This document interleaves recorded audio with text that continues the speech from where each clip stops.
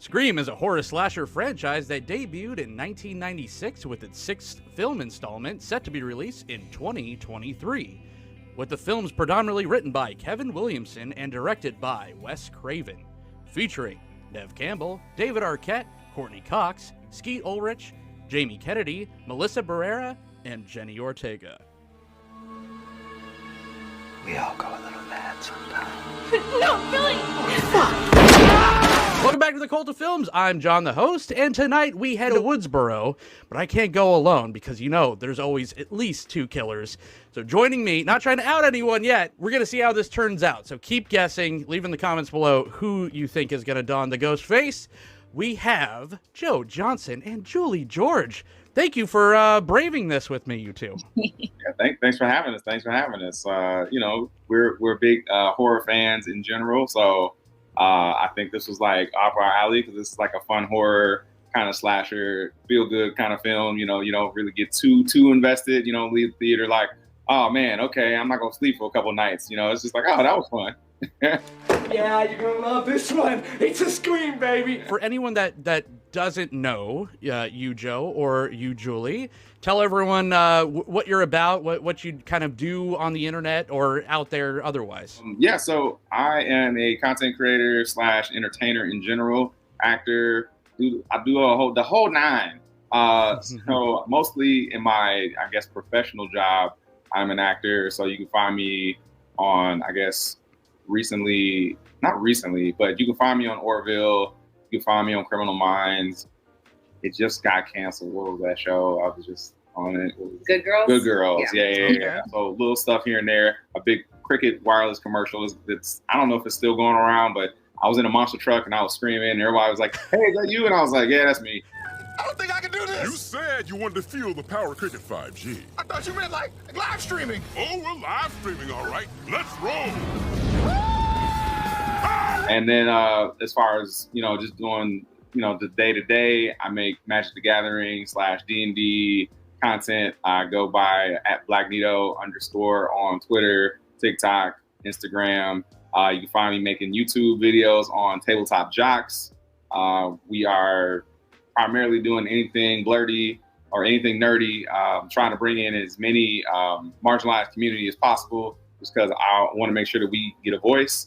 And anybody who feels like they don't have a voice in the community, I want to bring them on in. So just trying to highlight that and just have some good times. I am not doing as much cool things as him, but I am the biggest cheerleader ever, I'd like to say. But my 9 to 5 is doing social media for a company called Media Lab. We own WorldStar, Kick, Amino, Whisper, and some other apps that I can't remember right now. Okay. That's what I do during the day. And then I just, about a year ago, started making and selling candles. And so if you want something customized, maybe even a spooky themed, movie themed candle, you can find me at Getting Lit with Julie on Instagram.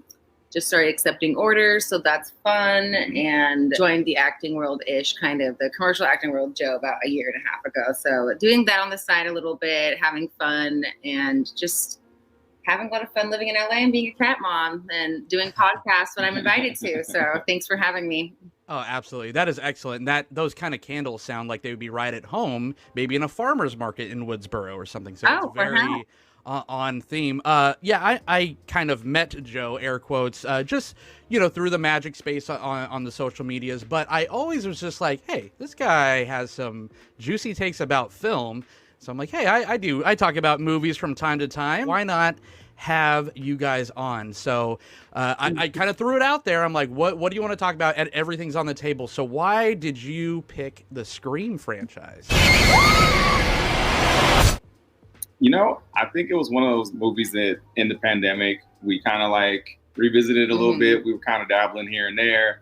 And I just think it's such a fun franchise. Like if you look at all the horror franchises that are out there, you look at Friday the 13th, you look at, you know, Halloween, you know, the Child's Play movies, you know, they kind of go all over the place. Scream is probably the most consistent, I would say, on the like the cheese level stays the same, the plot stays pretty much the same.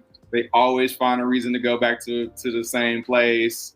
Sydney is always in there, like, so and it's just a fun slasher film. You don't really find that. And I think they really captured something with the humor and the horror aspect in all rolled up in one. So, we figured, why not? Let's have some fun, let's pop some popcorn, and let's revisit Woodsboro. What's that noise? Popcorn. Definitely a popcorn flick. Julie, do you remember the first time you saw the first Scream? Yes, I was. You don't have to say an age or whatever. I was young. I was definitely. Yeah. I was probably like 8 or so. Sorry, Joe. And I was probably around the age of 8. I mean, in the 90s, me and my friends were always, sneaking watching movies that we weren't supposed to be watching yet. But I always was a big fan of horror movies. I remember all the 1998, movies that came out. I remember, Scream. There was always a new one each year. And again, it's consistent for better or for worse. Consistent because it is the same thing. Sure. So, I was probably around second grade when I probably got a chance to see that. So. This is a film for me that, and not a lot of films do this, but I vividly remember when this one came out, because the first film was released in December 20th, 1996. That was actually my 13th birthday. So I share a birthday with Kiefer Sutherland and Jonah Hill and Scream. So, that's already like pretty much winning right there. Like, I vividly remember feeling like I was getting away with something watching this film. It's like, what happens when you add blood and guts to a John Hughes film? And that is a winning like formula, right? Yeah. Like it just completely, and it took a little bit, but it took the kind of the horror world by storm, because if you guys remember at the time, or if not, because I'm super old and I was, aware of this stuff, but the horror genre as a whole, especially the slasher genre, was really on life support at this point. And this not only brought a whole new dynamic of horror films, but also revived an entire genre in itself. So say what you will about, there's so many detractors from Scream, the Scream franchise, and, somewhat rightfully so. But you can't deny its like cultural and historical impact on film in general. Exactly. I mean, we wouldn't have Scary Movie 3 without Scream. So thank God we have Scream. Wait. Let's stay on that, because I'm with you on Scary Movie 1 and 2. What about Scary Movie 3? Actually, is there a third one? There's probably. It was like 5 or 6. Like I thought it was like 6. Yeah. They kept going. Scream 3 felt like a parody. And it's called Sarah Gets Skewered Like a Fucking Pig. Wasn't the Wayans brothers only the first 2? The Wayans brothers only had the first 2. Yeah. And then I got really bad at 3 and on. Yeah. They, the first 2 Scary movies were great, and that's what this film was initially called all the way up through production. It was like at the 11th hour they switched the name to Scream from Scary Movie. Pushed back from Wes Craven, but he lost that fight. So. Oh wow. Have either of you watched the series at all on MTV? No. I haven't seen it. I haven't either, so we're not going to talk about that. Let's move on. This cowboy shit. Okay.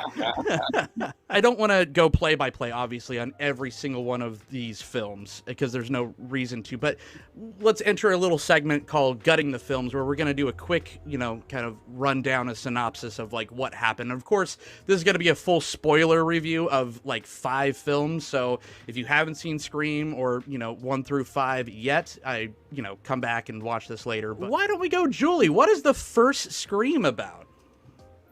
First Scream, what is it about? It is about a killer on the loose, and it's wreaking havoc in Woodsboro, and he dresses around in a Scream face mask that we all know and love so well, and it goes around stabbing people.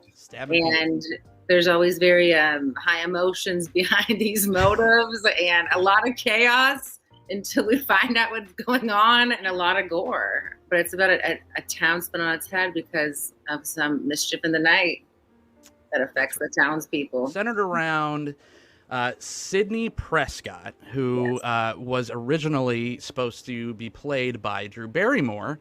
And again, another at the last second switcheroo on Wes Craven and everyone. She said, you know what? I don't want to do this. I think it's going to be more impactful for the film. And this is from an actor. And Joe, you could probably speak to this, but like, what kind of, power or clout do you have to say this to the entire studio and your directors? She's like, no, I'm not going to be Sidney Prescott. I want to be Casey Becker.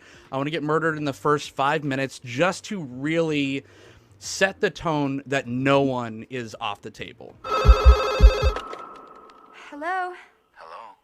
That's really cool. That's very like noble of her, and props to her for doing that. Knowing that she already kind of has the foothold in the door, and she can kind of move and shake in that world. Wes Craven almost walked. He's just like, well, that's the film. Like, no one's gonna come see it without Drew. Like, that was the whole reason why he wanted to take the project in the first place, was because Drew Barrymore was involved. And I almost said, okay, that's it. I'm out of here. I think for a minute there, Wes thought about quitting. But he didn't quit. Rather, Craven and his team adjusted to Barrymore's bold new idea. But they found a young starlet, up-and-coming starlet. What's her face? I'm already blanking on mine. Courtney Cox's character. Mm-hmm. Yeah. I mean, at the time, she was in Friends. Oh, yeah. Gail Weathers. Yeah, so she was definitely Gail. Who am I blanking? I just watched all of these last movies. Gail Weathers. It's too much information. Yeah. Right. But she was still on Friends till about 2002. So, like, was that not a hot ticket at the time? Or was Friends not that crazy? It was meteoric. It was the reason she actually lobbied for this, because they didn't want to cast her because she was too hot of a star at the moment. But she's like, I want to be a bitch. That literally coming from Courtney Cox's mouth. I want to be a bad guy for once. Look, Kenny. Yeah? I know that you're about 50 pounds overweight, but when I say hurry, please interpret that as move your fat tub of lard ass now! That's why she was kind of drawn to the role, so that's why she got the role of Gail Weathers. And then to kind of round out, you think of like the pillars of Scream as far as the cast goes. We have, Neve Campbell, Courtney Cox, and then Mr. Deputy Dewey. Dewey was the man. He had his own theme song. Deputy Dewey filled the room with his Barney Fife-ish presence. You read my book? Oh, yes, I do read, Miss Weathers. Oh, Dewey, don't take it so seriously. Yeah, I was like, I was like, let's go. We know Dewey's coming. Barney Fife up in here. He's coming to save the day. He basically wanted the role to meet Courtney Cox, and they wound up getting married. So that's awesome. Relatable, iconic cast. I think they kind of took the time and curated that correctly, because like in a John Hughes film, you think of The Breakfast Club, you think of, the cast is what kind of sticks out and what resonates. Mm-hmm. And I think that all of these people of the main, five, were fantastic in the roles that they are in. I mean, Matthew Lillard is in a different movie altogether.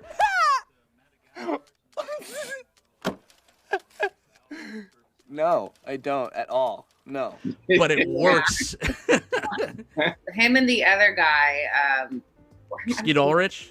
Yeah. The guy who plays, the boyfriend, the murderer. Yeah. Spoiler alert. Yeah. Spoiler alert. Yeah, there's a few parts where him and Matthew Lillard, I'm like, damn, what movie is this? Y'all are rom-com right now in the kitchen. Right? There's always a little underlying homoeroticism. Oh, yeah. Hell yeah. Okay, so maybe not so underlining. So maybe it wasn't, I wasn't, yeah. Absolutely went there in my mind. Stu Macher would have with Billy. Let's just. Billy, I like short-term memory loss. I'm like, yeah, Billy, that guy, the guy that did the thing. Billy Loomis. It's a nod to Father Loomis from the Halloween trilogy, which they would. I mean, that is the other kind of star of the film is the meta-ness of it. Mm-hmm. How people are named Wes Carpenter, and you have Billy Loomis, and you have all these other nods. And I think that's where it could be almost a little self-aware to a fault, where it borders on the line of parody for a lot of people. But at the time, no one was doing that shit, so it worked for me. Exactly. Yeah. Even there was a shot where was this in Scream 1 or 2 where the principal, where the Fonz went out. Fonz. He went out.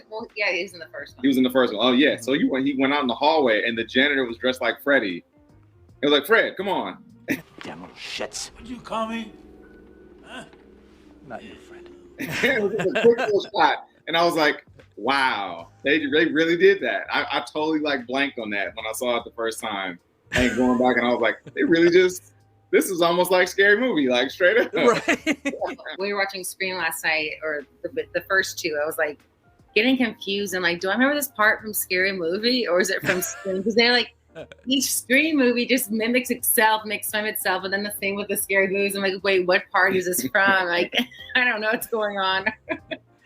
I mean, one of my favorite like self-references in it, because it doesn't just reference other or shadow other horror movies, but Matthew Lillard's character Stu is talking to Jamie Kennedy, and he's just like, he says like as if or something. It's like a callback to Clueless, and he calls her Alicia, or calls him Alicia or whatever. So it was so present. And also what kind of made it feel so present and so 90s was the soundtrack. Soundtrack was a bunch of bangers. And complementing it perfectly was the Marco Beltrami score. He scored all the films up into 4, so all the Wes Craven films. Because that's a nice little marriage, because you have that like fun 90s nostalgia of whatever bands were current of the time, but also you have this like kind of slower, dark, almost borderline industrial when it's like when the action's not going on, to get you to like when the action's going on, then it just kind of explodes. So he killed it with the song that kept coming back, the Red Right Hand. I know that song from Peaky Blinders, right? And so I heard it, and I was like, why are they playing the Peaky Blinders song? I was like, that was kind of weird. And then it just kept coming back, and I was like, did they really play it this many times in this movie? Several times. And it then just comes back it just and kept back coming and back, and I was like, okay, what? What? I think it was a little on the nose when we get Billy's introduction, when he goes up to sneak into Sydney's room for the first time, and it has the cover. I don't even remember who it's by, but it's of "Don't Fear the Reaper." I'm like, oh, here we go. As far as the first film goes, it's like perfectly paced.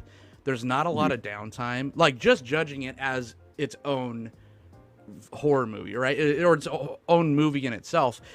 Every time there's kind of a lull, something happens, whether, you know, the Fonz getting the knife or whatever.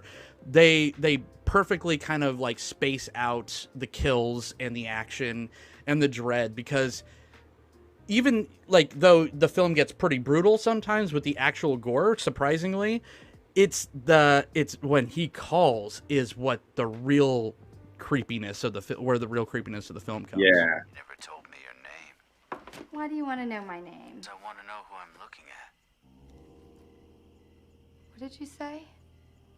I want to know who I'm talking to. That's not what you said. What do you think I said? I doing the voice throughout all the movies. Okay, because I was like, that's got to be the same dude. He hid from them and still does to this day. He won't mingle with the cast.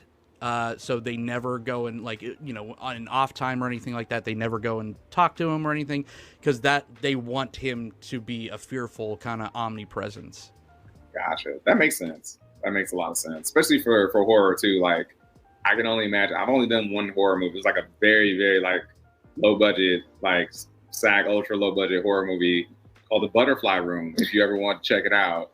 It's a viewing it next week on the Cult of Films. Yeah. It was on Amazon for a minute. It was like the first couple of years we started dating. It was on Amazon. It was like the first month we were dating. I definitely watched it. I was like, all right, cool. That movie's on there that we did. So I didn't know about certain plot holes in the script or things that would happen.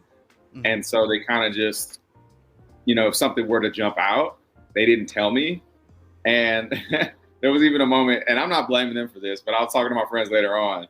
They had me up in a tree, and I was supposed to kind of fall and dangle out of this like rope and drop. They were like, "Oh yeah, you at some point you'll drop it, but just drop it over here." I was like, "Okay, cool." And then the guy like let me down, and I was like, "Oh!" And I had like a knee jerk reaction because I'm like swinging upside down from the tree, and that's all real. And I was like, "Okay, I probably should have had a stuntman, but." It's all good. Probably a good take, though. Probably a damn good take. It was a one take. It was it. It was with Ray Wise, too. He's great. I feel like that's what they do on certain sets like these. They just don't really fill you in on all the details, so you can still be afraid. Because once you do the take, you're gonna anticipate it. You're gonna know, like, okay, that thing's coming. I gotta be ready. I gotta be afraid. And then if they get it, they'll be like, okay, cool. And you just got to stay in it, you know. You stay as in a character. Just stay in the character. And if you're afraid, then shit, you're afraid.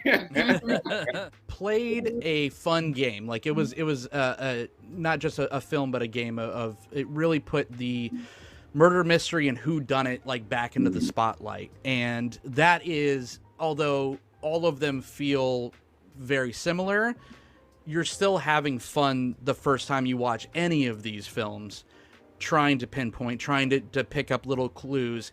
And I think the simplicity and the brilliance of the first one that kind of sets the tone is that they don't even try to hide that Billy and Stu are the most sketchy motherfuckers in the group. Also, Matthew Lillard's face is just skeevy. You know, it's just like, he's guilty, man. He can be selling. He's got this like chin, like he's almost like Jim Carrey almost. In a little bit, yeah. He's like mannerisms and he's like kind of doing his teeth like this and just kind of just like literally like a fucking spider monkey the whole goddamn movie. And you're like, that dude is like on a lot of cocaine or fuck this, he's got to be the killer. He's like human Gumby and crazy. Yeah. And Skeet Ulrich was just, I mean, almost so obvious, right? Because Wes Craven was really going for, he was basically trying to replicate the Johnny Depp cast. Nancy, you dreamed about the same creep I did. That's impossible. Oh, like Skeet Ulrich could have been, you know, Johnny Depp's like stunt double or something, because he had the same vibe and everything, which I was always kind of like, how did Skeet Ulrich just not really take off as much as, you know, he wasn't really a household name as much as kind of everyone else in the film, because I think he was good at that kind of thing as like, you know, hunky, brooding, dangerous boyfriend guy. I think he filled the role perfectly. Couldn't have been me. I was in jail. Remember? Like, you know, what was that movie with Mark Wahlberg and Reese Witherspoon? Oh, Fear. Like, he could have been in that role. Yeah. Like, you've done a great job of that, being a creepy ass murderer. Yeah. I swear, during our Fear episode, we said the exact same thing. We're just like, man, Skeet Ulrich would have done it, but then we wouldn't have had Mark Wahlberg, you know, punching his chest over and over again for 30 seconds awkwardly. But a gift that keeps on giving. We're still talking about it. Yeah. Both films came out same year, 1996. What a good year. Oh, interesting. Okay, I guess they were conflict of interest. That's it. They wanted them on both sets. He was like, I'm picking Scream. Yep. And Reese Witherspoon was up for the role of Sidney Prescott as well. So. Oh no shit. Okay. So it's all connected. It's all connecting. It's all connecting. So yeah, I mean, it was the big. There's a big reveal, you know, even though it wasn't like, because as a movie appreciator, not even just a movie watcher, just someone with eyeballs that has seen a movie before, especially a scary movie, your brain, at least mine did, constantly was just like, okay, well, of course it's not the most obvious. Right? I think the first time I saw it, I was like, it's Dewey. It's freaking Dewey. Like, he's gonna pull the Kaiser Soze and he's gonna, you know, walk straight and be like, hey, I was this badass the whole time or something. You know, like. Yeah. I thought maybe we'd walk. Such a nice night out. Got a flashlight. You're not scared, are you? Nope, it's the people you thought, and that was the twist, and that was, like I said, I think was brilliant. Has there ever been more than like 5 more iconic intros to a film? Like Drew Barrymore may be in this film for like, what, 8 minutes total, but that is the most memorable scene, top 10 in any horror movie. Yeah, there was even like, we thought we saw like an extended cut, because there was a moment where like, her parents came home and she was running from them even more, and then the parents went outside and they did another thing, they did a phone call. We were like, we don't remember this part. Is this sure? Yeah, there's Paramount Plus. Like, it seemed like a few of them seemed like they had extra scenes. Again, maybe it was just a lot of screen to cover, and we're like, did we not remember this? But I've seen these movies so many times. It was interesting. But yeah, it doesn't even matter how little Drew Barrymore was in that film. Like, she such a big part of it. Yeah, she nailed it. That whole that scene is like, it sticks in our, at least in my mind, of like, okay, if you want to like do this big, like This is how you get people's attention. Like, I was paying attention the whole rest of the movie. Like, oh shit, who done it?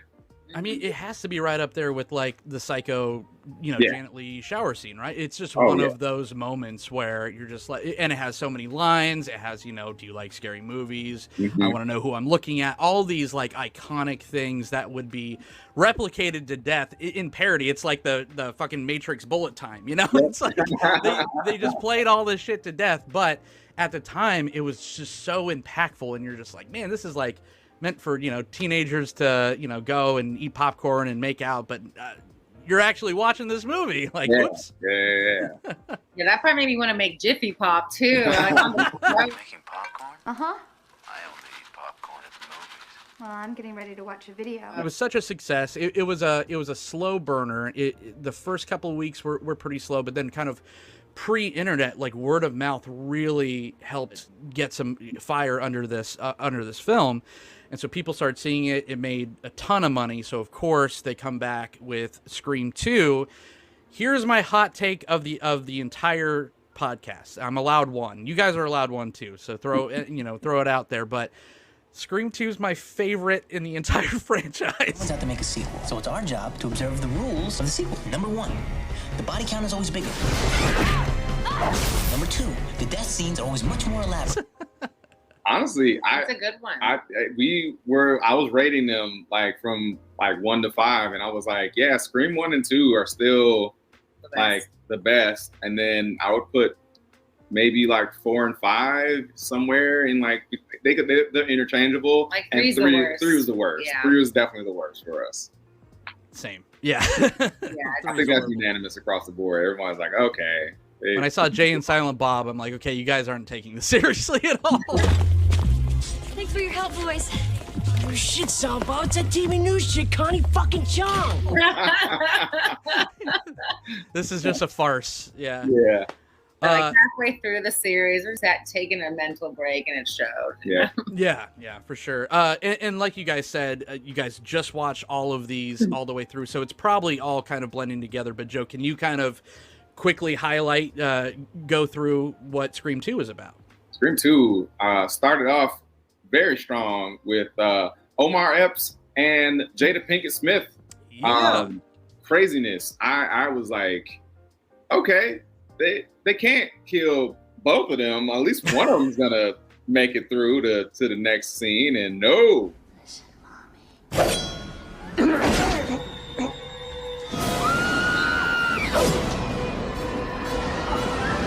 They and also I want to say that fucking knife has to have been like made of like fucking adamantium. It's like claws. Like what the fuck? That shit was going through everything. Like a bathroom stall. Like, are you kidding me? No like, way. god damn, that is a strong ass knife.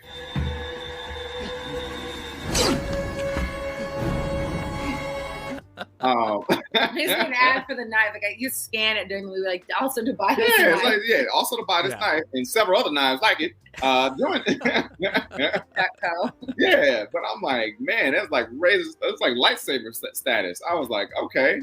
I really thought the only other time I've ever been in a movie theater that crazy, because I guess not that crazy, but like that chaotic was when I saw, it was some comedy movie, but it was back in the hood, and everybody was running around the theater, laughing, jumping out of the seats, throwing popcorn. I was like, this is a fucking experience. Mm-hmm. So that didn't seem far-fetched to me. I was like, oh, I've seen theaters that fucking nuts. So I can imagine someone getting stabbed while all the commotion was going on and that actually fucking happening.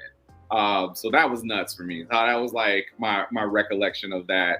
And then just jumping to Sydney's now and going through the frat or sorority phase. She's dating a frat guy. He seems cool. Jerry O'Connell, America's Jerry O'Connell. Jesus Christ, Holy man. 90s. Holy 90s. They came out with the bangers. And then,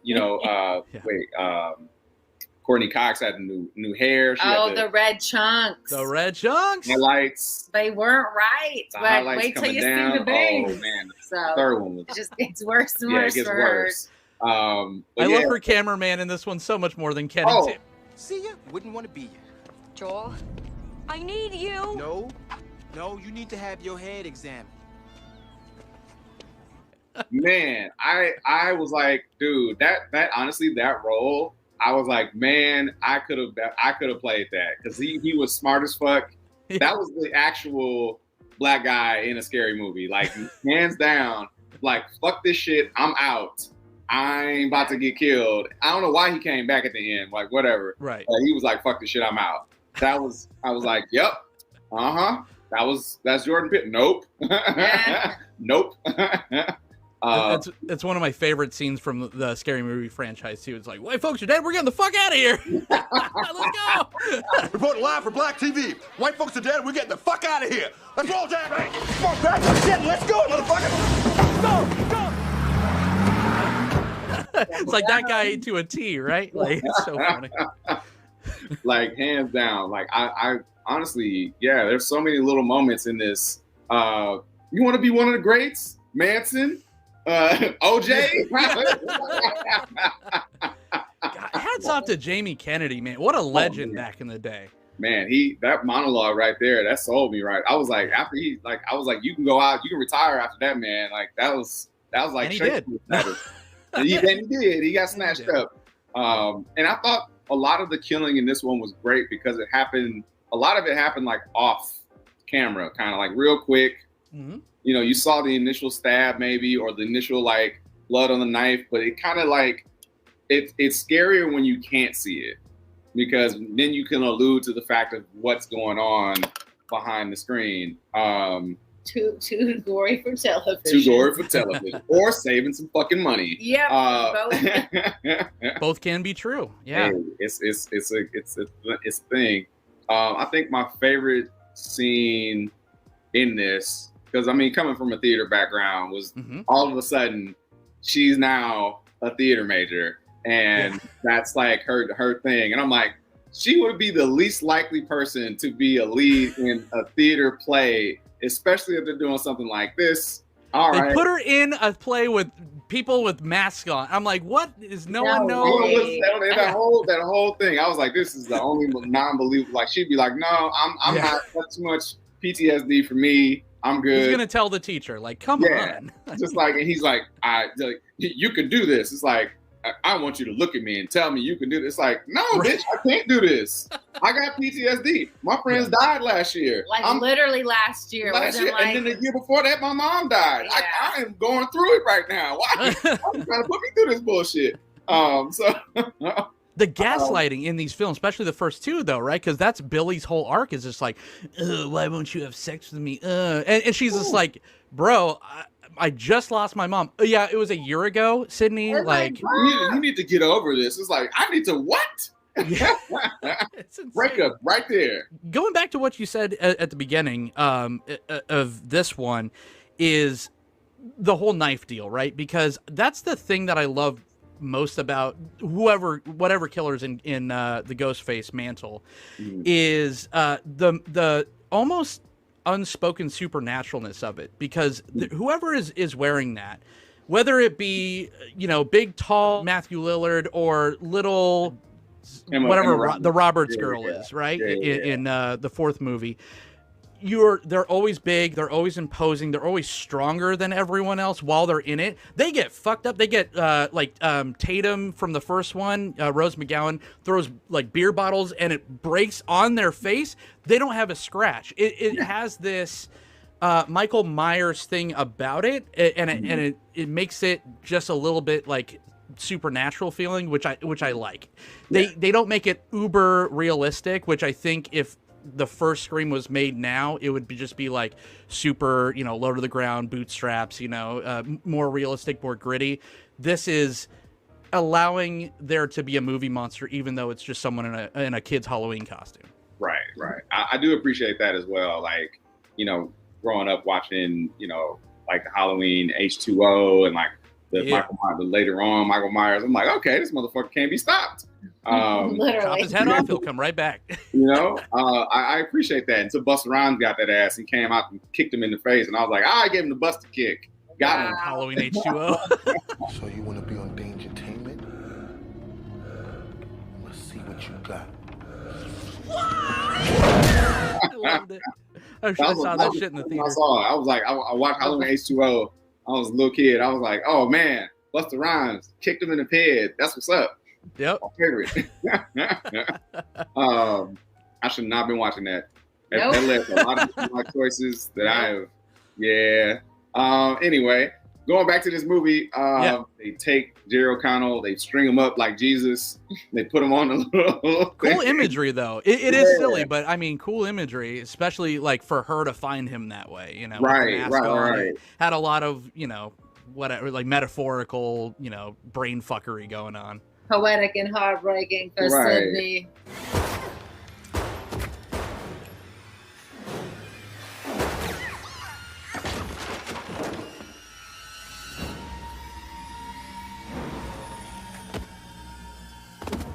I guess that whole ending with like them getting back up at the end, I was like, I know it's coming, but I was like, as many times that motherfucker got shot, right, he ain't getting back up like that. Not like that.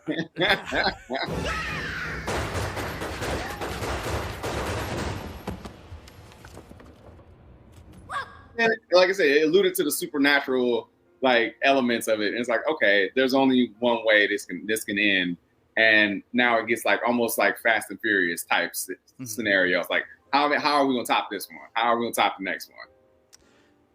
That's a really good comparison that I've never thought of that way. It does this franchise does have a little bit of that Fast and the Furious. We got to one up a little bit.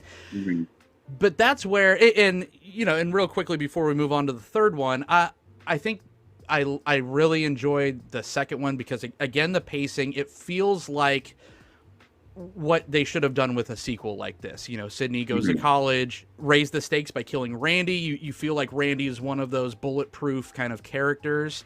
And again, like you said, with the mystique of Ghostface, them killing him off screen, such an impactful kill, right? Yeah. Because he's the kind of narrator. He's the audience's POV. He's the one with the knowledge and the rules. You're kind of going through it with Randy, especially in the second one. He has a little bit more screen time at first. But the way that they kill him, they just drag him in and they don't shy away from the gore. It's just, you see the after effect, which is even more impactful. So yeah, I think you're right on the money with that. The killers go again. They were trying to train your brain and be like, you know it's the boyfriend. They're shoving Jerry O'Connell in your face the entire time. Isn't that what life is made of? No, it worries me to say I've never felt this way. Hey. And of course, Sydney's kind of king to that because this just happened and it's obvious. She's like, yeah, I know. I just went through this a year ago. And then it not being him was cool because you still had it was basically Stu Macher 2.0 with I think his name was Ricky or something crazy like that. It was just Mickey. like the brooding Mickey yeah the brooding Mickey who was like cynical, always got a snarky comment, even when like Jerry O'Connell's like singing and he's just had gotten this like weird kind of and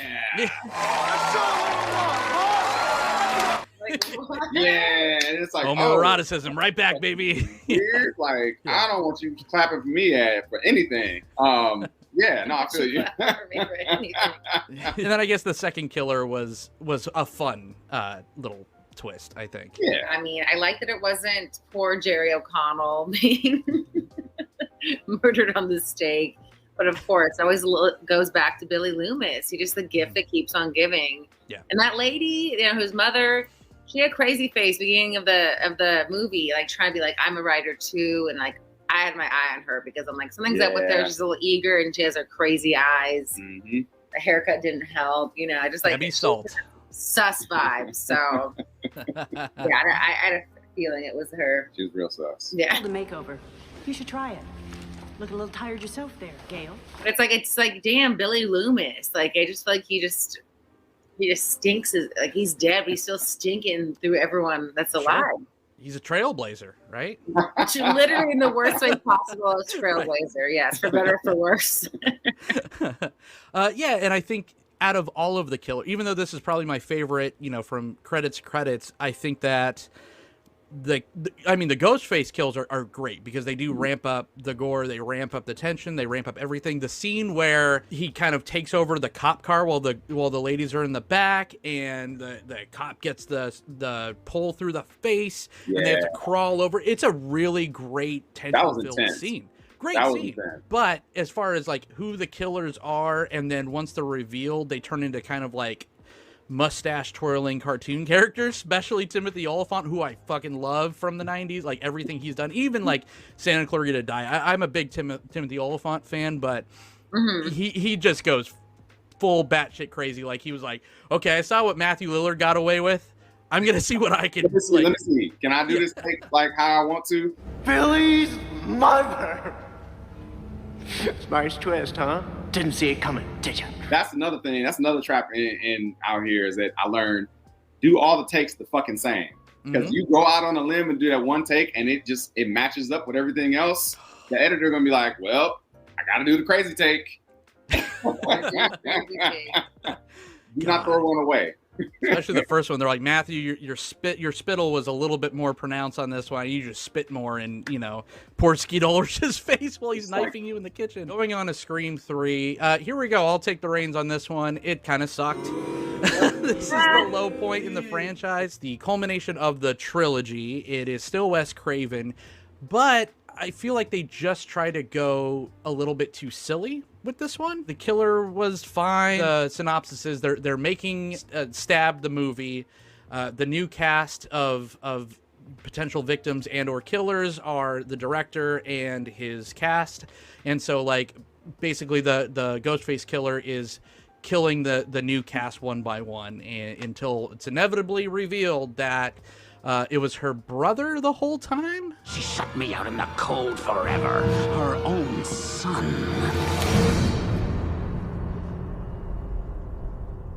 Yeah. What? Like, damn. It's like, okay, so the mom had so many secrets. I feel bad for Sidney Prescott. I know. Yeah. It's like, your mom was a floozy. I am sorry, but your mom got around. They had he had pulled up the footage of her like walking away, and then the other guys seeing her walk away with her, and like, oh man, I'm getting cheated on. It's like what? Yeah. Like one just let's tell. Oh, and also poor Colin Weary at the very beginning. Right? I felt so bad for him. I was like, oh man, he made it out. He made his redemption arc. Oh, he was a scumbag though. Lovable and fucked up Sidney Prescott, everybody's favorite little victim. Wow. He was a scumbag, but I felt like he was trying to turn his life around, and it was like right when he was like, okay, shit's starting to get better. Yeah. Now you got God. Clout chaser. Never works out well. That's true. He was a clout chaser. You have a revisionist history on Cotton Weary because he was literally on the phone flirting with the Ghostface person doing the female voice. Oh, he was about to go hook up, man. No, he's about to leave his girl. Be like, hey, let me get off the phone with my agent real quick. Yeah. Talk to this girl. So, why don't you tell me who you are? Ooh, you're a naughty boy, Cotton. Now, what would your girlfriend say? What makes you think I have a girlfriend? I know you do. I'm right outside her bathroom door. Well, I'm at the Hollywood Bowl. Yeah, you want to go to the bowl, girl? and then the crazy driving that he did after that in that truck, I was like, I don't know how to drive like that. No, absolutely not. I don't know how to drive like that. Not in L.A. Not out here. Nah. Right.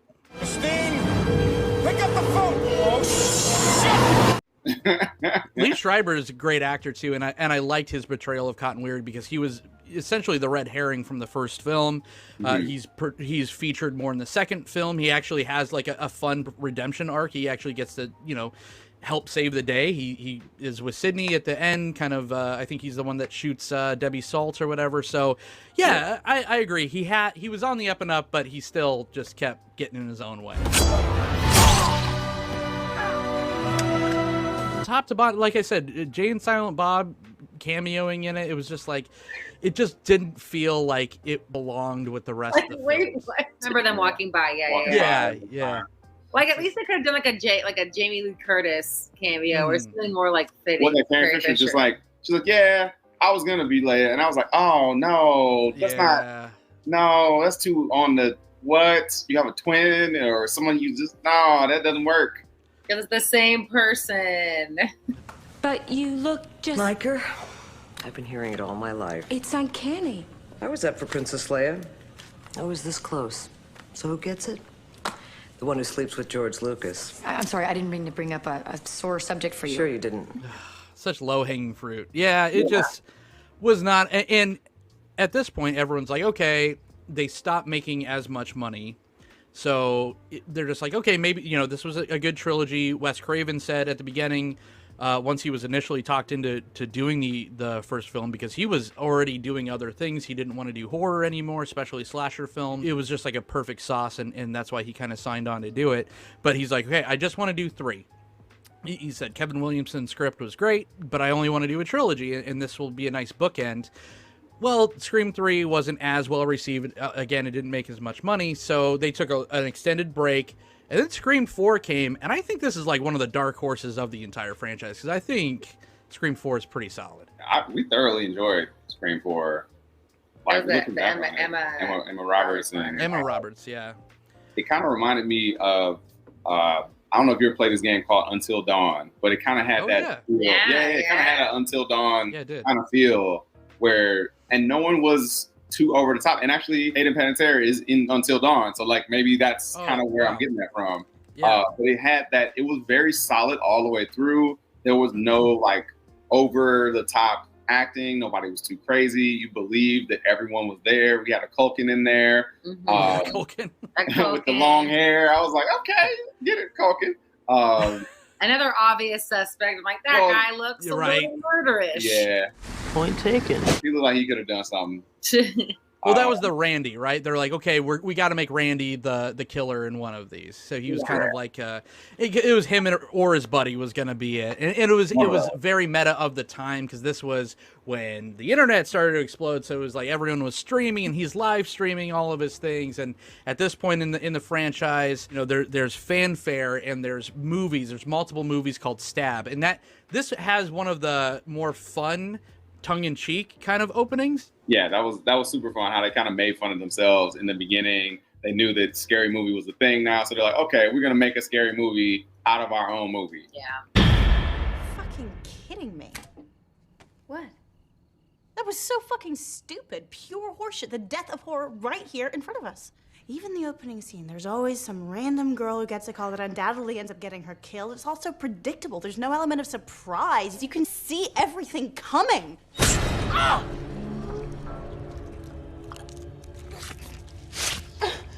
Did that surprise you? The breakout star, which I don't even know if it was on purpose or not, was Hayden Panettiere. I can never say her last name right. I just go Panettiere, and then if that's not right, I fucked it up. But at least Hayden Pantene Pro V. Yeah, it's like M. Night Shyamalan Ding Dong. I'm like, there you go. I'll say your name. Y'all know what I mean. That the cheerleader from Heroes, right? Yeah, there you go. Boom. Save the cheerleader, save the world. I only watched the cheerleader. That was it. Oh, that's all you needed. That's all you needed that show. Yeah. Yeah. Even when it came back, I was like, nah, I'm good. Nope. Her character Kirby was, I think, so good that it kind of outshined some of the other cast. Like, she has that like magnetism about her, anyways. But especially in this role, she kind of knew what was going on. She was the smartest person in the room. Yeah, she was kind of like Tatum 2.0 from the first one mixed with Randy. Has that cool energy and everything. So just like in the first one, where originally Dewey was supposed to die in the first movie, they played that for test audiences, and they hated it. So that's why they kind of threw it in at the very end, where you see him. He's okay. He's taking an ambulance ride. But I think that's why they are bringing her back for the 6th installment, because if you saw in the 5th film, someone's looking on YouTube at something and it shows like one of the top suggested videos is like, oh, Survivor Kirby, talking about blah, blah, blah. So, she does survive in the 4th film, and she's going to, I think, which essentially makes her the final girl of it. But yeah, I mean, I like Sydney in this one. This is when they started kind of using the legacy characters a little bit less. Mm-hmm. And I feel like they were kind of trying to pave the way, kind of what Expendables 3 tried to do and didn't do well with. And it was like, kind of try to phase out the older cast and bring in the newer cast, but they didn't do it in a way that I hated it. They phased everyone in equally, and I really appreciated that merger. Even when it got down to the very end, I was like, okay, all right, I can see how I can see everyone's motivations more clearly, especially for the Ghostface in this one. I think that the villains, quote unquote, made the most sense. Yeah, I agree. I mean, like the Emma Roberts is like, man, I need attention. This social media society, people are going live and not filming me. So she needed to get her redemption. And poor Neve Campbell, poor Sydney, just everyone related to her, hates her, and just loves to make her life awful. But it sounds like they weren't even like close cousins growing up. So I kind of feel bad that she got the shitty end of the stick, being like, I didn't get famous, and now I'm going to shake things up. And yeah. So believable today, wasn't I? I mean, I told so many lies that I actually started to believe them. And you can totally see why the other kid gets roped into it too. He's just like, I'm just kind of along for the ride. And it's almost like sad because he starts like kind of flirting with Kirby and stuff. And I think she even like kisses him like towards the end. And then he's just like, really now? Like, yeah, I've already crossed this. Like, yeah. Like 4 years. And that's just such like, that's like the typical, like, I was in your class and you never talked to me. Right. Yeah.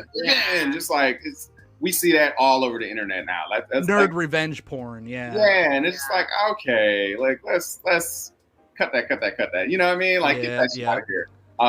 But that's like we were just talking earlier, and that's pretty much the community we cater to sometimes. So we gotta figure it out somewhere. But no. Are you like saying there might be incels on the internet? Joe?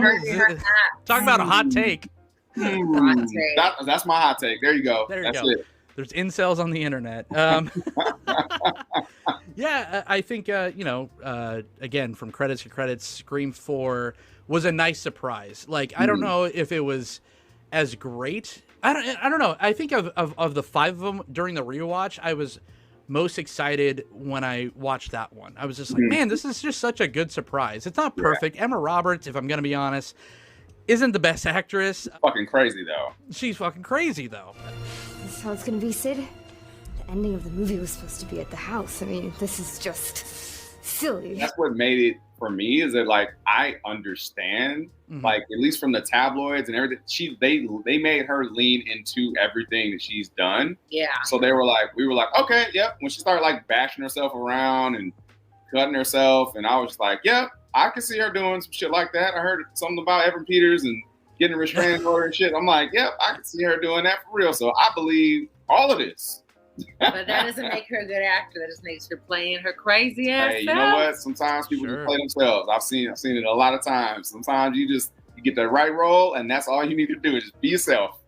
I gotta be the antithesis of the America's sweetheart, Julia Roberts. Yeah. Sure. All I see when I see that scene, though, even though it is a good scene, is just Jim Carrey beating the shit out of himself up in the bathroom in Liar Liar. It's very similar. What the hell are you doing? I'm kicking my ass. Do you mind? We get the unfortunate passing of Wes Craven, so he could not continue on directing any of the films. But then we get Scream 5. So I was bummed, of course, but excited to hear who was behind Scream 5, because it's Matt Bettinelli Olpin and Tyler Gilley, who has made some really good stuff. And I love Ready or Not with Samara Weaving. It's that like weird culty as far as like a demonic cult. Like, that's the one where it's like, we're so rich, we're just gonna murder our friends. It's like, damn it. Pull the thing, go hide. It's like, the fuck? It's like, get some lobster claws with this dinner. It's so good. I love that movie. So when I heard they were taking over the mantle, I was excited. I love Jack Quaid. I'm a big the fan of The Boys. Yes. He was in it, and just like, and man, Jenna Ortega is just like in everything I like. She's just like fucking killing it lately. Yep. That's the girl who was in the hospital in 4, right? The little sister, yeah. We just watched a movie called X. And she was in there too. I'm like, this girl's like the horror movie girl, it feels like. Yeah, she's dope. So the cast was great. You have the legacy characters coming back, but I don't think it was as much fun as the other ones. I don't know. What do you guys think? I felt when I was watching this one, it took more of a, well, if we did Scream 1 today, this is the tone that we would set. And it took a lot of the quirky campiness out of it and made it a little more realism, which I didn't hate, but I was like, okay, it's just a deterrent from, having a lot of fun to going, like, especially going from Scream 4 directly into Scream 5. And you're like, oh, damn, okay, I can see the mood shift very much apparent. Yep. Yeah, and it's just like, what's the theme of this one? We're going to subvert the expectation. So everything you know or you think you know, it's going to be different. But it's just like, okay, no, literally every member of the cast is related somehow to one of the characters from the movies before. They're killing him in a similar way, And every time the parents are on vacation, or at least families just on vacation, like they can't come home with their kids in the hospital. Like, oh, like my dad's on vacation. Like the whole town's in havoc. My mom's in London. I'm in the hospital. Like, what is these kids are not being supervised? That's these parents are like, bye. Yeah, especially like living in this town of Woodsboro where all this shit's constantly happening. I left a 20 on the register. You can get yourself a pizza. It's like $20 is not gonna give me a pizza. Get some Sunday. Just give me DoorDash credit. I can get some breadsticks, maybe. For real. But I mean, it didn't help Deputy Judy, because now she's the deputy. Yeah. She's not just making lemon squares anymore. She's making West, or the kid from 13 Reasons Why. And that is like, which is weird because that whole scene is pretty brutal and it feels kind of action packed. But to me, that just like, my eyes kind of glaze over during that scene every time when I watch it the first time, and every time I rewatch it, I'm like looking at my phone, I'm checking Twitter, I'm doing something else. Like, it just doesn't hold my attention as much as the other interactions, like when the tension ramps up in those. And I don't know if at this point it's just like a me problem, like if I'm just desensitized to this formula at this point. I don't know. What did you guys think? I was very concerned about the sushi she was ordering. Right. And I'm like extra edamame. I was like, oh my God, like I really want to see what she ordered. And I'm really sad because that poor boy from 13 Reasons Why putting up chopsticks. The sushi was never got. That's all I could think about was the food. But someone pick up that food. Problem too. So yeah.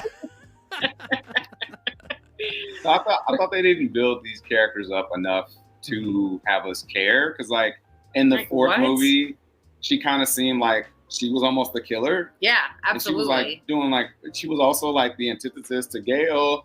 Gail didn't like her. So it's like at that point we were like Team Gail. And we were like, well, fuck this bitch. And we don't like her. Right. If Gail don't like her, then we don't like her. So I think as the audience, we never grew to like her. And then so when she got killed, we were kind of just like, all right. That's a good point. Yeah, yeah. They built her up as kind of a foil or like a wedge between two of our beloved characters, two of our temple characters, and then she dies, and we're like, okay. Like even when Emma Roberts shoots her at the end of 4, you're like, oh well. And then she gets up, she's like, I'm alive. They're like, really? Wow, yeah. You lived? She even says that. She's like, Judy, you're alive? That's hilarious. And even this one, she's like telling her son, like, oh, are you safe? He's like, if I was any safer, I'd like have no friends. Like even in this movie, she's kind of like the protective mom. Like they don't make us care about Judy. Yeah, no. Right, and she let her son dye his hair with frosted tips. It's just really like bad parenting. Yeah, that's just like a clear sign you're gonna get killed. It's 2022. Frosted, the Eminem thing's done. Tips, they're gonna kill if it was 96, it'd be okay, but like. I don't know if that was like homage to the year, but it was just not acceptable in 2022. I'm surprised he didn't get his head lopped off. Like, I know. It's like a brutal like beheading of like a broadsword coming in. It's like, all right, Game of Thrones. It's like he looks just like Joffrey. Across the tips. They shoved all the 90s into that kid. Like his name was Wes Carpenter. He had frosted tips. It's all this shit.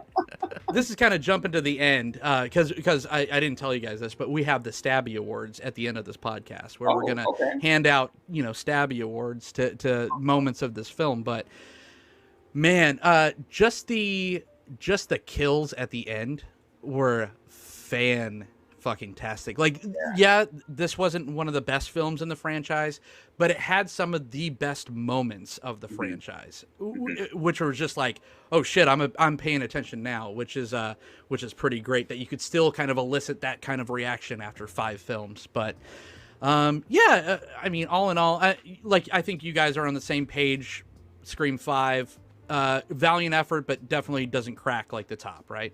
Yeah, I think it's just, I think they were trying to change the mood too drastically, and I think it had it diverted completely from the other 4 movies in that regard. It had no, I mean, I don't think I laughed at all in Scream 5. And then Dewey died, and I was like, fuck. Yeah, I know. Yeah, and it's like, it was so dumb too, because I was like, he was kicking the shit out of that motherfucker, and when he went back, all he had to do, like, the cell phone is the thing that distracted you. Like, come on, bro. Like, if you go, and also too, like, I think throughout all of these films, the person with the gun, and I think this is probably in horror movies in general, if you got a gun, you don't need to be close. If that motherfucker's got a knife, you can be all the way across the room and be like, hey, right. Hey. And as soon as they start walking towards you, you shoot at the ground and be like, I will fuck you up.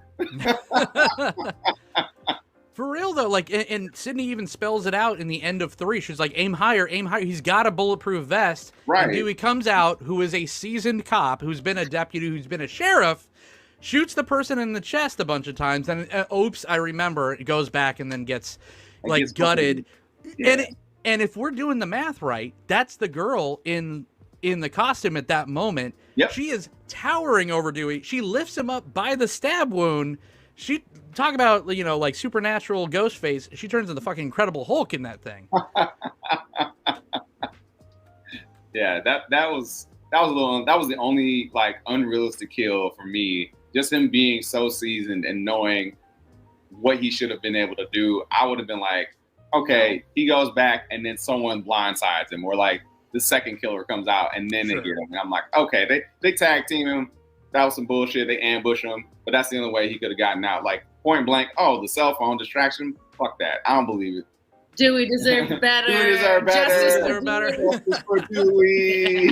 I don't know if you guys are Firefly or Serenity fans, but yeah, I feel like you got like washed during that. I've seen Firefly. I never saw Serenity. Okay. Well, that's a spoiler then. Just forget what I just said. Delete. It's fine. I probably won't watch it. It's all good. Yeah, so, I mean, it couldn't have been another Wes Craven film, obviously, but it was a passing of the torch, and this group, and they didn't make a ton of money. They had a lot lower of a budget for this film, and that's kind of like this filmmaker crew's MO is they maximize their dollars. They do a lot for a little, and I think that they accomplished that. And am I excited to see Scream 6? Yes and no, because do we need a Scream 6A, and B, already kind of seeing what they gave us, it's a little bit less, and there's even a little bit more bad news for that one, but I'll kind of get into that in a minute. But first off, we've kind of given you everything about each one. Let's go through our personal rankings real quick before we get to the Stabby Awards. So, Julie, why don't you rank them 1 to 5? I'm going to do 1 is number 1, 2 is number 2, and then we're going to do 4, 5, 3. Ooh, okay. Joe? It's pretty similar, just to be different. Yeah, I always have to be different. I would say my number 1 would be 4. Wow. Okay, that is the highest. My number 2 would be the first one. My number 3 will be the second, and then 5 and 3. Okay. Yeah, I'm gonna go. I thought I had the hottest take. Joe comes out saying 4 is the best one. Oh, I know. We didn't see that one coming. Damn. All right. Well, yeah, I'll say 2, 1, 4, 5, and 3. I think we're all in agreement that 3. Is the stepchild or whatever, whatever. Literally the middle child that just didn't quite make it. No. Just a little strange. Even his frosted tips can bring that one down lower than 3. Sure could not. All right. Well, ladies and gentlemen, we are now entering the Stabby Awards. We're going to give out I mean, this franchise has been going on since 1996. Like I said, next year we're getting a new one. So this is a long-living franchise with a couple of awards that need to be given. So let's go around the table again. I'm going to say award for Best Ghost-Faced Mask On. And we'll start with Joe this time. Mask on? Mask on Ghostface. Throughout so, all think about the the kills. movies. Think about, yeah. I'm gonna have to go with kills. I'm gonna have to go with 5. Ooh, okay. Yeah. Brutal 5. Those were some vicious ones, and I did not expect people to die like that. And I was like, okay.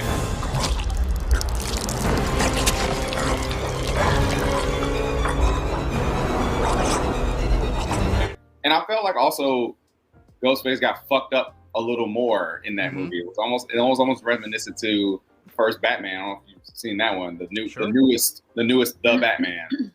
When Robert Pattinson is like kind of getting fucked up by the thugs. It's like he's not that well coordinated yet.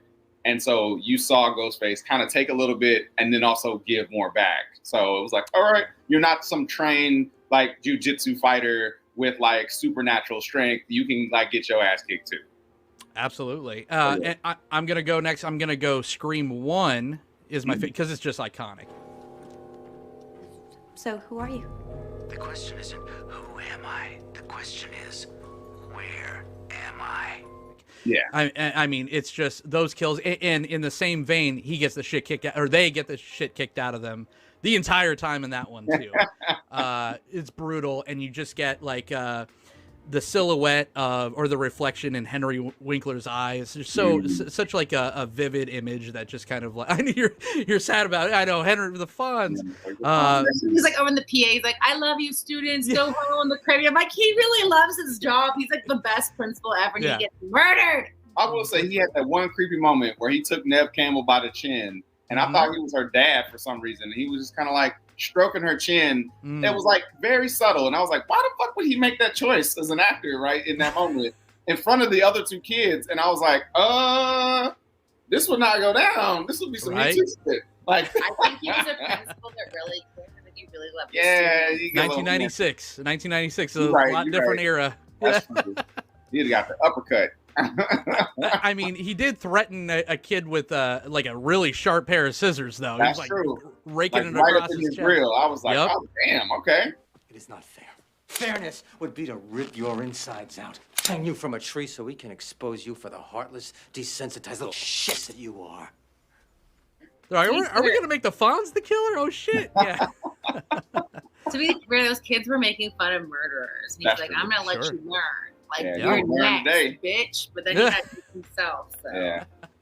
Yeah. Julie, your pick now. For the same reasons you say number 1, like he, took a beating and it was iconic. I'm going to say number 2 is my favorite because I feel like it was the iconicness of the first one, but with a little more confidence and swag. Cause he's done this before. It's not his first movie. So, nice. The duo man and woman Scream people, they have those more dramatics. They're in the play, like, woo, Scream. It's more dramatic and more like comfortable and a little cocky in the mask, I think, because he's done this before. Great points. We all have a different ghost faces. That's great. Julie, let's stay with you. Best killer mask off. Best killer mask off. Billy Loomis, man. He just looks like a murderer. He has that creepy stalker boyfriend face. I know it's boring because it's the first, but he's iconic. Like that looks like a murderer. Like you don't bring that to your mom. Like, she will be like, whoa, that guy gives me like a weird vibe. Like, have you Googled him? So I'm gonna say Billy Loomis for sure. And the mask off, yeah. What's the matter, Sydney? You look like you've seen a ghost. Nice. I'm gonna stay in that film, but I'm gonna say Stu Macher. I just think he's peer pressure, man. It's just like he was the Bill Paxton of the movie. It's all game over, man. My mom and dad are gonna be so good. He's just so good, and as much as Billy Loomis is 100% should get all the credit as being the catalyst to this entire thing. And I love seeing him come back in those de-aging done right, those flashback moments in 5, and that kind of shapes his daughter's arc and everything. I think Billy Loomis is a solid pick, but Stu Macher is just so balls to the wall, batshit crazy that I love every scene that he's in, whether he's being creepy or not. He's just so much fun and injects a whole levity and just mania to the first film that I think that it probably would have been a little bit less fun if he weren't in it, playing it that crazy. All right, Joe. I'm gonna go with 4 with Culkin. Yeah. Last 2 teenagers standing. This time Randy gets the girl.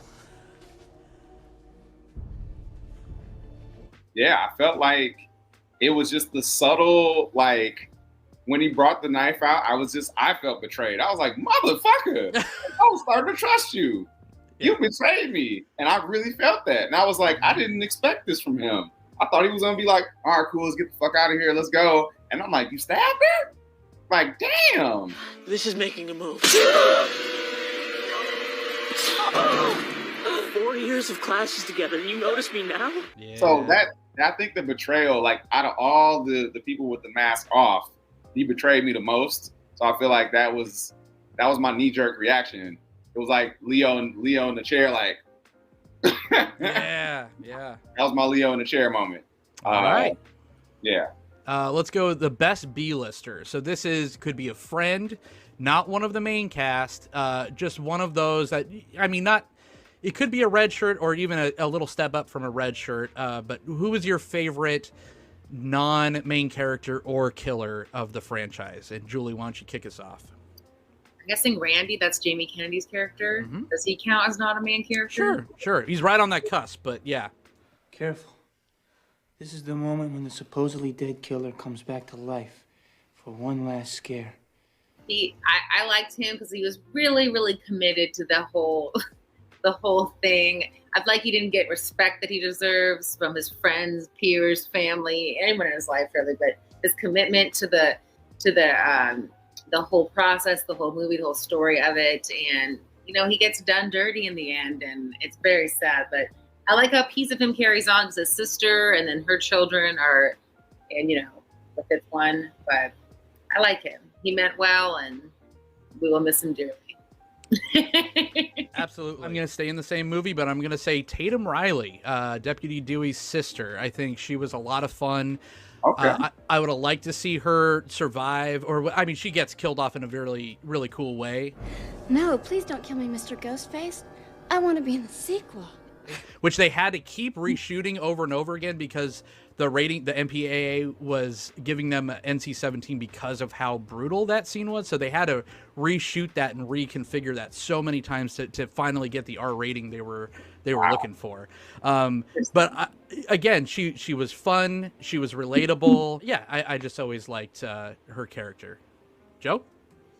I think I'm gonna go in 5, and I'm gonna go for the twins. The sister. I think she was, for me, the most relatable because she still kind of had those vibes of her, what was it, her uncle? Yeah, her uncle was Randy. Yeah, it was Randy. So she had those vibes, but she was more subtle about it, but a little creepy and I could kill you. It's the whole time I'm thinking she can't be the killer. That's 2 on the nose. Right? But her nonchalantness about it, he walked downstairs and he's gonna die. And just kept watching TV. I'm gonna go make out with this girl. You're gonna go, you're gonna die. I'm gonna get high, eat snacks, watch Animal Planet, whatever. That's fine. You're gonna go die. You go ahead.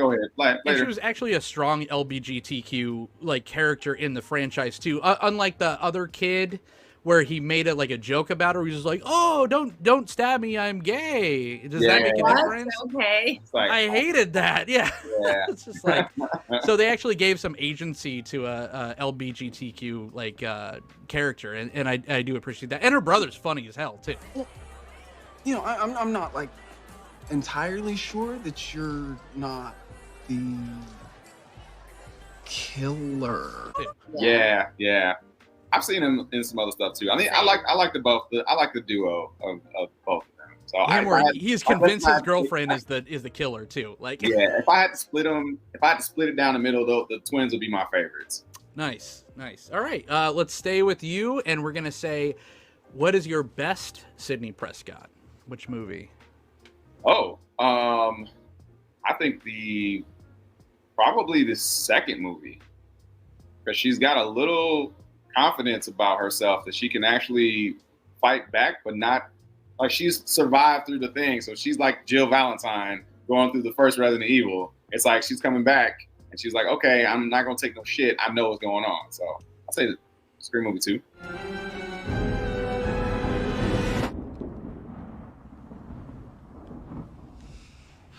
Just in case.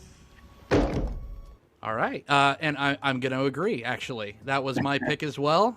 Scream 2 Sydney, she just went through it, and she's only 2 years removed from her mother being murdered, so it's still fresh enough, and she's gained that experience enough where it's fresh enough. She's just such a badass in Scream 2, I think. Julie?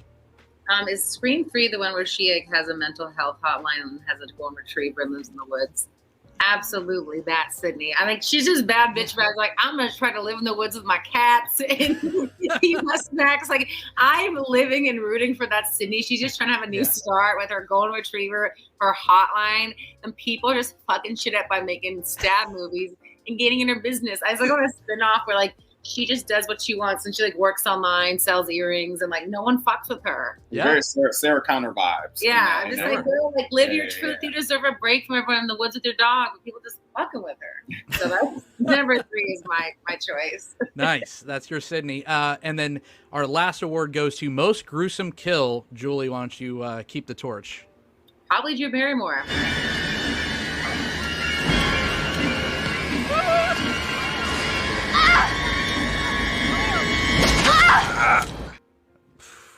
I mean, how could you argue? But it's like she got hung by her guts in a tree, and then her parents found her. Like, take me anyway but that, please. And you know, it wasn't a good one either because she's on the phone with her mom being dragged away. It was just very graphic and in your face, and it really set the tone for all the other murders. So that's that. But I'm the one that's drinking it, ladies and gentlemen. That's the OG dad, the first. Yeah. You're not first or last. Oh, like I'm gonna say Drew Barrymore. 100%. Although, I mean, that's like the most. If there was an award for most iconic scene, 100%. But my personal favorite kill is what's the actress's name? Melissa Barrera from the newest movie when she just goes full on Loomis. Oh, and just stabs the shit out of Dewey from The Boys to death. Yep. It is, it's so brutal, and the music is hitting, and he's trying to roll away. She's rolling on top of him, jiu-jitsu style. Like, she looked like BJ Penn. I was like, damn, it's so good. And whatever they did, they like really upped the sound design in that 5th one, because every there's this crunch to the stabs, and she's just boom, never fuck with the daughter of a serial killer, and just goes to work. That's my favorite kill of the entire franchise. Like I said, not the greatest one. Some of the best scenes in any of the films, and that is definitely one of them. Never fuck with the daughter of a serial killer.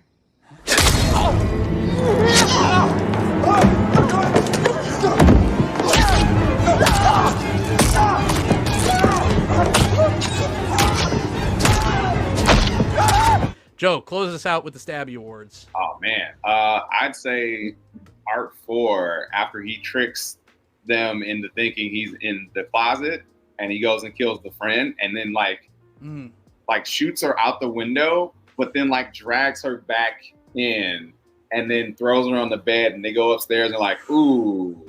And it's just like, you just see her all just splayed out, and I'm like, yeah, that was the most gruesome, I think, like graphic, like them showing everything. Like, oh man, it's just out there. Okay, cool. Yep. Oh, 100%. That is like Carrie level blood splatter everywhere. Like, it's on the ceiling. It's on that shit's never coming out. They just got to knock that whole thing down. start over again. But yeah, throwing her out the window, like you said, it's almost like a Dario Argento, like Italian film. It almost reminded me of like a Tenebrae or something. I love that kill.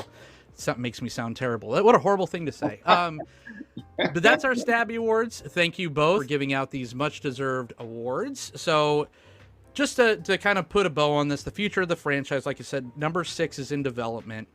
And the biggest bit of breaking news that I kind of want to hear your guys' thoughts on this is Neve Campbell is not returning as Sidney Prescott. And we all know what happens to Dewey in 5, so this is going to be... So Courtney Cox is the only legacy member coming back.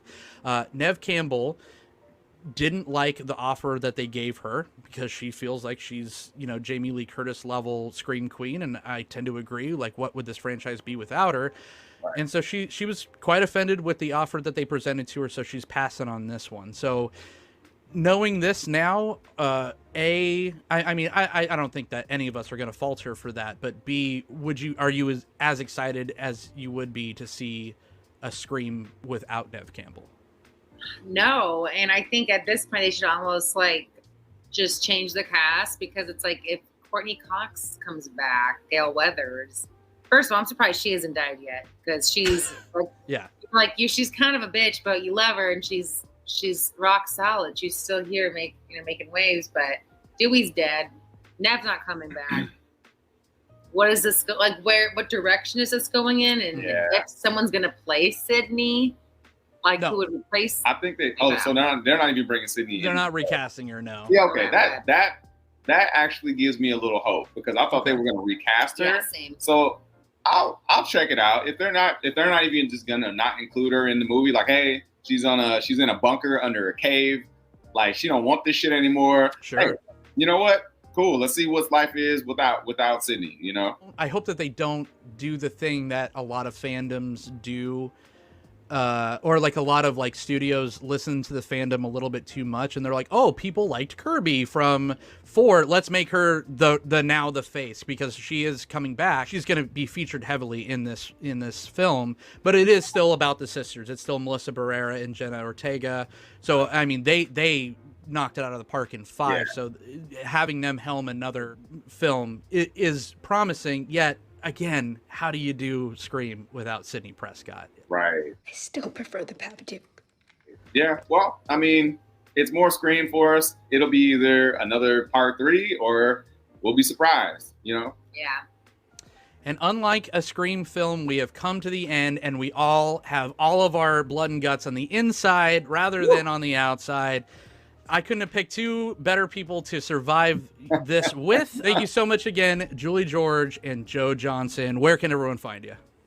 You can find me on Instagram at JulieCGXO. I also have a candle account at Getting Lit with Julie on Instagram. I'm also on TikTok with the same JulieCGXO, as well as, that's about it. Yeah, you don't really go on Twitter that much. No, so. I'm on Twitter, but don't contact me there. Yeah. Nice. Find me at BlackNito_ on TikTok, Twitter, Instagram, the whole deal. Then you can find me at doing things on Tabletop Jocks. You can also, in the intros, we do a couple little sponsors, and this one's helping me out here, doing little ad work. So you can see us doing a little duo action. But yeah, holla at your boy. Excellent. I am John the Host. You can follow me at John the Host on Twitter. You could also follow this very show at The Cult of Films. You can follow this in podcasting forms on all your favorite podcasting sites like iTunes and Spotify. Leave us ghost face masks or, knives that will cut through Formica, because that's the type of murder weapons we're dealing with. But thank you so much for joining us. We will see you next time. Yeah, later.